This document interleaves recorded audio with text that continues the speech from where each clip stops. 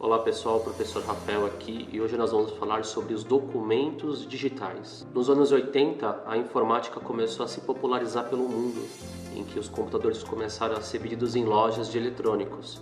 E com isso criou-se a necessidade de criação de programas específicos para desenvolvimento de conteúdo.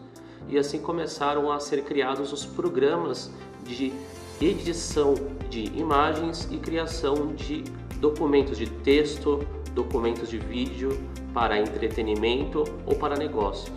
A ideia é que qualquer documento que ele é desenvolvido no computador, ele pode posteriormente se tornar uma mídia física. Ou seja, se é uma foto, ela pode ser impressa, se é um texto, ele também pode ser impresso, se é um vídeo, ele poderia ser gravado numa fita, gravado num disco, para ser reproduzido em outros aparelhos. Então, o interessante é que qualquer conteúdo digital, ele pode ser desenvolvido de alguma forma em conteúdo físico, em mídia física.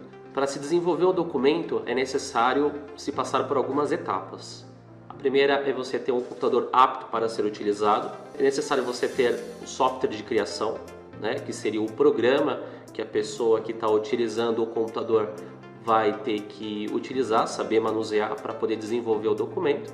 E é necessário ter o fator humano, que seria o planejamento e a mão de obra, que seria a pessoa, assim, o indivíduo que vai desenvolver o trabalho gráfico, o trabalho no computador. É com a combinação desses três elementos, computador, software e o fator humano, que seria o planejamento e a mão de obra, é que você consegue desenvolver o documento final, o produto final, que poderia ser a imagem, o texto, o vídeo. Hoje em dia é fundamental para qualquer vaga de emprego em que a pessoa vai utilizar o computador, ela ter o conhecimento no famoso pacote Office. O que é esse pacote Office? É um conjunto de programas da empresa Microsoft que tem como meta desenvolver os documentos básicos da informática, que seria texto, planilhas e apresentações. Dessa forma, os programas mais cobrados quanto ao conhecimento das pessoas, principalmente em currículos, seria conhecimento nos programas no Word, Excel e no PowerPoint. Todos eles pertencendo à empresa Microsoft, o famoso pacote Office. É importante comentar que existem outros programas que também fazem parte do pacote Office completo, sendo que a maioria são desconhecidos pelo grande público. Entre eles está o OneNote, que é um programa para a gente poder fazer anotações, compartilhamento dessas informações entre diferentes contas, diferentes pessoas. O Access, que é um programa para trabalhar com banco de dados, ou seja, criação, desenvolvimento de sistemas para cadastramento ou consulta de informações. O Publisher, que é para desenvolver material para impressão, fazer cartão de visita, convite de aniversário, diplomas, qualquer trabalho que seja impresso posteriormente. O Project, que é para gerenciamento de projetos, geralmente usado em grandes empresas. E o Visio, que é para planejamento e gráficos, principalmente usado para fazer artes para planejamento físico, imobiliário, plantas de casa, planta de apartamento. Por se tratarem de programas mais específicos, programas mais técnicos, esses programas, esses softwares, eles não são utilizados pelo grande público, então eles acabam sendo desconsiderados nessas entrevistas de emprego, nessa obrigatoriedade de conhecimento para se conquistar alguma vaga, a não ser que seja algo bem específico, como por exemplo um arquiteto. E por último, porém não menos importante, nós temos o Outlook. E é importante informar que existem duas versões do Outlook. Existe o Outlook Site, a versão online, que é para você poder gerenciar a sua conta de e-mail da Microsoft pelo navegador, pelo browser. E nós temos o programa Outlook, que é geralmente utilizado, instalado em empresas, para que os funcionários possam utilizar o e-mail empresarial através dessa ferramenta. Qual a diferença? É que o programa Outlook ele possui mais ferramentas. Ele tem inclusive uma agenda para que os funcionários possam trocar informações, apontamentos, reuniões entre si, para facilitar a comunicação entre eles. Então, e a versão online é uma versão mais simples, já que ela carrega em qualquer computador, em qualquer celular. Então tem essa distinção entre a versão online e o software que vem junto com o pacote Office. Eles têm o mesmo nome, mas são versões diferentes.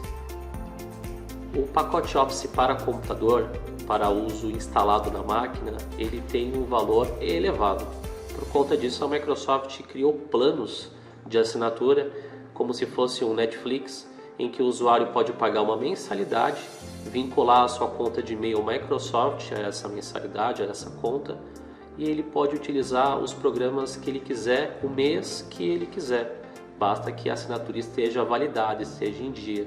Ou ele pode optar por pagar a licença definitiva, que é essa compra única que tem na tela no valor de quase R$500, mas aí ele ficaria com um programa para uso ilimitado para sempre até então. Pensando no custo elevado, a Microsoft criou alternativas gratuitas, que seria o pacote Office Online.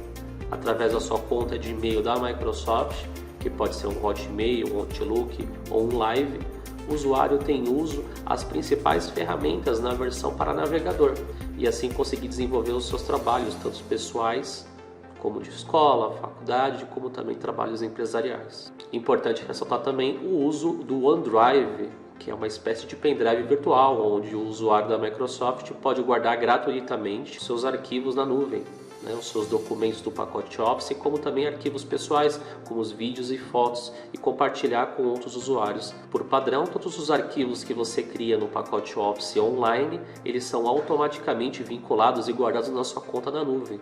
Então o usuário ele tem registro de tudo que ele fizer na versão online na internet, ou também tendo a possibilidade de baixar esses mesmos arquivos que ele fez online no computador para poder continuar a edição, a criação dos programas do Windows.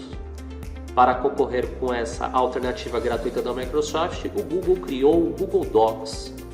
Através de uma plataforma online, os usuários da Google, os usuários que têm uma conta no Gmail, podem também criar documentos de texto, planilhas e apresentações usando ferramentas totalmente gratuitas e online. Dessa forma, usuários do Google podem utilizar o sistema do Google Drive, da mesma forma que o OneDrive da Microsoft, para guardar os seus arquivos online em sua conta na nuvem e poder compartilhar com outros usuários ou usar simplesmente como um sistema de backup, um sistema de armazenamento virtual. Importante comentar também que uma das principais diferenças entre você usar o Drive ou o OneDrive é que no Google Drive você tem até 15 GB gratuitos para você utilizar guardando os seus arquivos, enquanto o OneDrive da Microsoft tem apenas 5 GB livre, ou seja, o comparativo entre eles relativo a espaço de armazenamento, a diferença é bem grande. Então, resumindo, o OneDrive é o sistema de armazenamento em nuvem da Microsoft e o Drive é o sistema da Google, então eles são concorrentes. Para facilitar o acesso ao sistema de documentos online do Google, você pode entrar por docs.google.com. É o endereço que abre diretamente o sistema de gerenciamento de documentos. Aqui nessa tela nós temos os ícones, os logotipos dos sistemas de edição do Google, sendo que o Documentos é um sistema de texto, que é como se fosse um Word genérico. O Planilhas, como o próprio nome já diz, é um Excel genérico para abrir planilhas eletrônicas, trabalhar com cálculo. E Apresentações seria por PowerPoint, para poder criar documentos para apresentar os famosos slides. Importante comentar também que os documentos gerados no pacote online do Google, eles são compatíveis com o sistema da Microsoft. Então, se você fizer qualquer trabalho e fizer download na sua máquina, você vai conseguir abrir e continuar a edição usando os programas da Microsoft.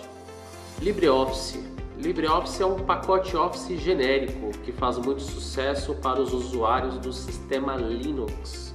Ele é totalmente gratuito e ele é financiado por várias empresas que apoiam softwares livres, softwares que podem ser baixados tanto para a área empresarial como a área educacional e caseira, para que as pessoas possam ter alternativas gratuitas e livres, sem códigos maliciosos, sem programas espiões, totalmente aberto para quem trabalha na área de programação, poder mexer nos códigos e desenvolver novas funcionalidades para esses programas, essas aplicações de edição. Quando você instala o LibreOffice, ele vem com várias ferramentas, As principais são essas três primeiras: Writer, Calc Impress. Writer é um programa para edição de texto. Da mesma forma que nós temos o Word e o documentos lá do Google Docs, nós temos esse Writer. O Calc seria o Excel e o Impress seria o PowerPoint. E da mesma forma que as ferramentas do Google, os programas do LibreOffice, eles são compatíveis, os arquivos, os documentos, são compatíveis também com os programas do pacote Office. Então uma pessoa pode começar um TCC no Word, continuar no Writer, depois abrir novamente esse documento no Google Docs, para depois continuar no Word em uma outra máquina, ou seja, os programas eles conversam entre si, os arquivos eles têm compatibilidade com várias ferramentas de empresas diferentes. Importante ressaltar que esses programas que são alternativos à Microsoft trabalham com extensões de arquivos específicas.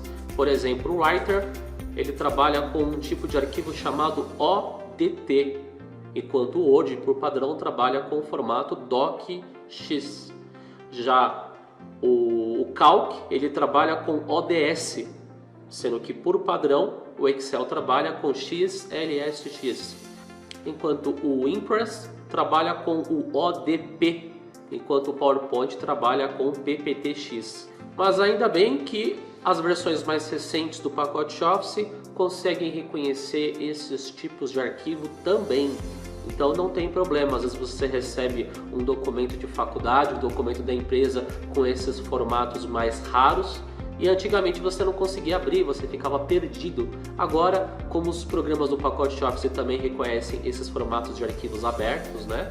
Tudo que começa com OD, automaticamente você consegue abrir no pacote Office e consegue resolver esse problema de compatibilidade. Além do LibreOffice, existem outras alternativas de suítes de edição, que é o caso do OpenOffice, Office Suite, WPS Office, OnlyOffice, FreeOffice e Polaris Office. São programas de outras empresas que também trabalham basicamente com criação de texto, planilhas e apresentações. E por padrão, esses arquivos gerados por esses programas são todos do formato OD, ou seja, o que você fizer nesses programas possivelmente vai abrir normalmente nos outros programas do pacote Office também. PDF é um formato de arquivo que foi desenvolvido para ser um documento protegido.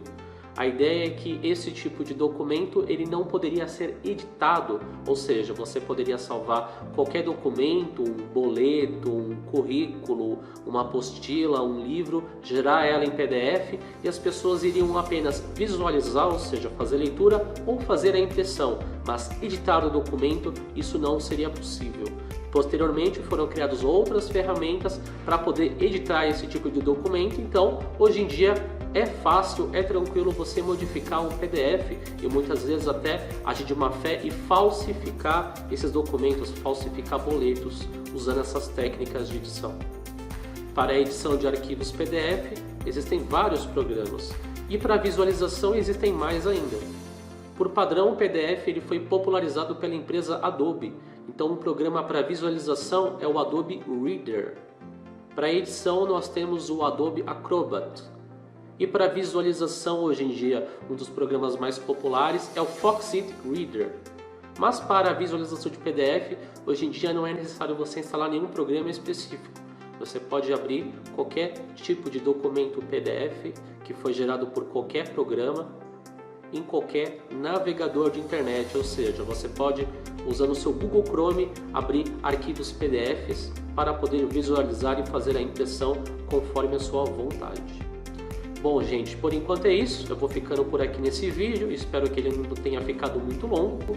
Assista esse vídeo quantas vezes for necessário para poder realizar as atividades da melhor forma possível. Evite consultar esse vídeo enquanto faz as lições. Em caso de dúvida, me mande alguma mensagem pelo Google Sala de Aula ou pelo meu e-mail. E por hoje é só, gente. Saúde. Namastê.